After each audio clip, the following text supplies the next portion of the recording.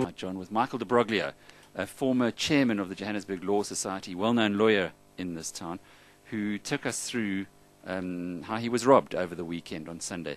And what was heartening was that he has decided not to emigrate, but, as he said, to semigrate. He's going to leave the Athol suburb and he's going to go into a gated community. He wants to find a high-security community where he says they won't even let you in if you give them your ID number at the gate. But in your quarterly analysis of property trends for FNB, when you looked at the first quarter of 2009, very interesting when you dig into the numbers to see that this is a trend particularly prevalent in Johannesburg and Pretoria, where people are moving for security reasons. Not so in KwaZulu-Natal, Western Cape. I suppose it's growing in the Eastern Cape as well. But maybe if we can just, from an economist's perspective, if there's less demand for normal suburban housing and greater demand for gated communities, one would suggest that the price of one would fall and the price of the other would go up. Is that happening? Well, Alec, I'm not sure. I'm not sure how much cyclicality there is in this number yet, because we haven't done this part of the survey for long enough. But agents are suggesting to us that of sellers, about 10% of total sellers are moving for safety and security reasons countrywide. Of which, yes, in Joburg and Pretoria, that's higher, 12 and 17%, and it's low down in the low percentage down in the coastal regions.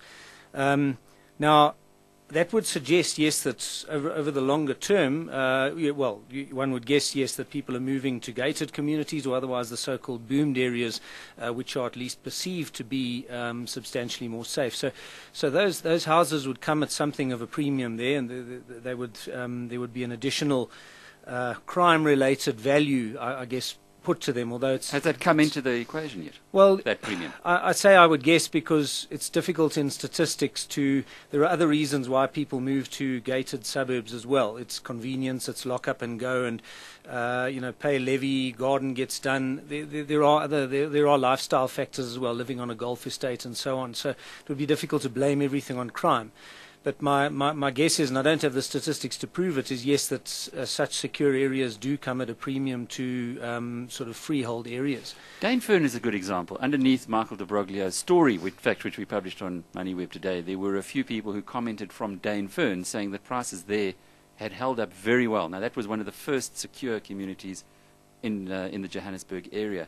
Is that consistent with your understanding? Well, one does see in very high net worth sort of areas where wealthy people live, those areas have probably been less cyclical, because in a lot of these areas there's more cash buying, so they're not as interest rate sensitive. So again, it's tough to say it's perhaps crime related. It could be partially, but it's also due to when you get up into the very affluent parts of society. They are less cyclical. They're less prone to interest rate shocks. Your own figures say that 1 in 5 people, roughly, in Pretoria who sold their house, 1 in 5 who sold their houses in the first quarter of this year, did so to move to a safer area. Now, if we know prices are made at the margin, if that's happening in Pretoria, then surely, perhaps leave Johannesburg alone for the moment, surely there must be some impact on the prices in places like Silver Lakes, Irene, compared with the old suburbs. I would think so, but Alec, what you must also remember, look, I think Pretoria, I think it's realistic to believe that there is that high percentage, because Pretoria in recent years has sort of, I think, played a bit of catch-up with Johannesburg in terms of crime rates. Since about the turn of the decade, crime seemed to really surge in that city. So I think it's realistic to expect that higher percentage. But do bear in mind, this is a thin market now. Unfortunately, I don't have stats dating back for 7 or 8 years. To see how many people were moving for safety and security reasons at the peak of the boom, when volumes were much higher. So it's a thin market, and therefore what we've seen over the past year since we've been doing this survey, this part of the survey, is that safety and security has been quite a significant reason for people moving. And the other one last year was that immigration surge, which I think had a lot to do with political changes as well. But that is interesting as well, again digging deeper into your statistics, that people in KwaZulu-Natal are not moving to safer areas, but they're just leaving.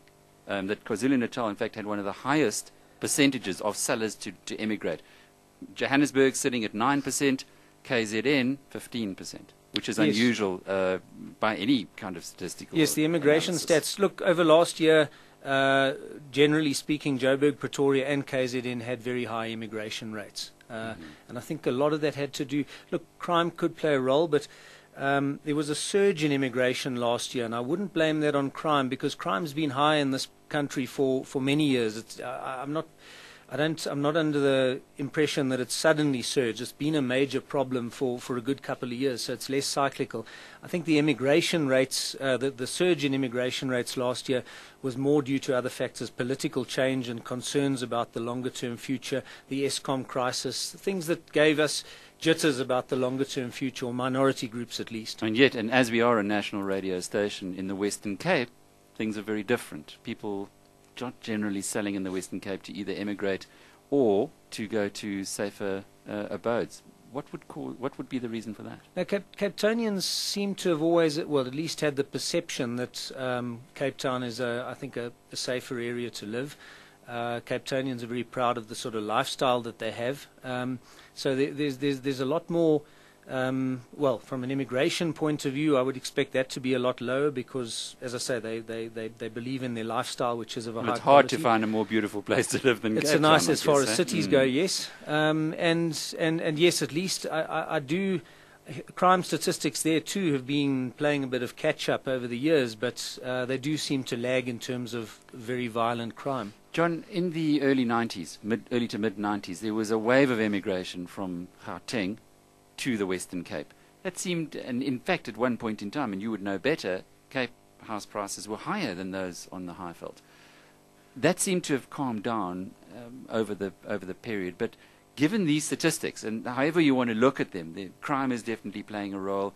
People may be emigrating, others looking to semigrate rather. Yes. Is there any trend yet being established of people of that moving back from the Highveld to the Western Cape? That's a tough one, Alec. The reality is that Joburg is the business hub of Southern Africa. You can't get away from that. So there are a couple of people that choose to, well, when you retire, you can move wherever you want to. But from a professional point of view, it's tough commuting from a place like the Western Cape. There is a group of people that chooses to do it, but I would say they're a pretty small group of people. I'd say the semigration, well, if it's not there yet in the years to come, would be more to places like Hartbeespoort Dam or out on the Vaal, sort of away from the hustle and the bustle of the city, but still within reasonable commuting distance. Flying up and down once or twice a week is not realistic for most of us. What one tends to find, whereas people more well down the track in their career or close to retirement might choose to semigrate towards the Western Cape, I still believe the trend in the other direction is probably more dominant in terms of young, skilled people moving up to Joburg in search of career prospects. So if you're a property developer, stick to the Highveld, but make it into a very secure complex. I think that's the reality. I think this is Gauteng will still be a well, Gauteng and the Western Cape too, don't write it off, will be the high growth economies of South Africa in the years to come.